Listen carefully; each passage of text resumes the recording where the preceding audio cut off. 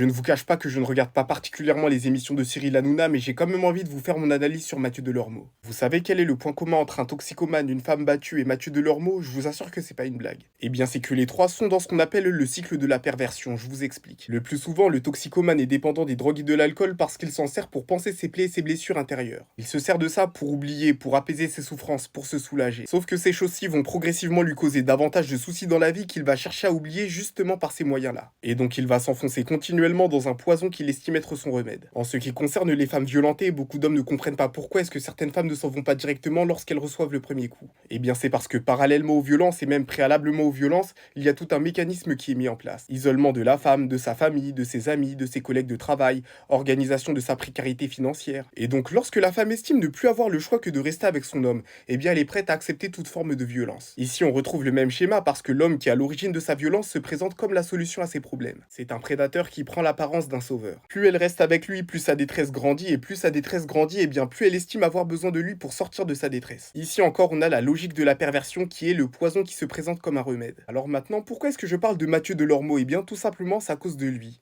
Vous commencez à faire le lien? Le truc, c'est que selon moi, selon mes constats et mes diagnostics, selon mon analyse, Mathieu Delormeau est un excellent chroniqueur sur Énergie 12, tout allait bien pour lui, mais il a été complètement brisé lorsqu'il est passé sur C8. Souvenez-vous de ses nombreuses humiliations en public et de ses nombreux craquages. Il me semble même une fois qu'on lui avait fait croire qu'il avait tué quelqu'un. C'est pour cette raison que d'ailleurs ça me fait légèrement penser à l'affaire JP. Mais bref, là on a encore le même pattern parce qu'on a ici son bourreau qui lui tend la main comme si c'était un bon samaritain. Je ne sais pas pour vous, mais moi je suis prêt à parier que s'il n'avait jamais travaillé sur C8, il n'aurait jamais fini comme ça. Bon, pour quelqu'un de traumatisme pour ensuite s'étonner qu'il aille soigner ses plaies intérieures avec des stupéfiants, mais il n'y a absolument rien d'étonnant. C'est pour cette raison que je vous dis de faire du développement personnel et d'apprendre à discerner les pervers et la perversion autour de vous.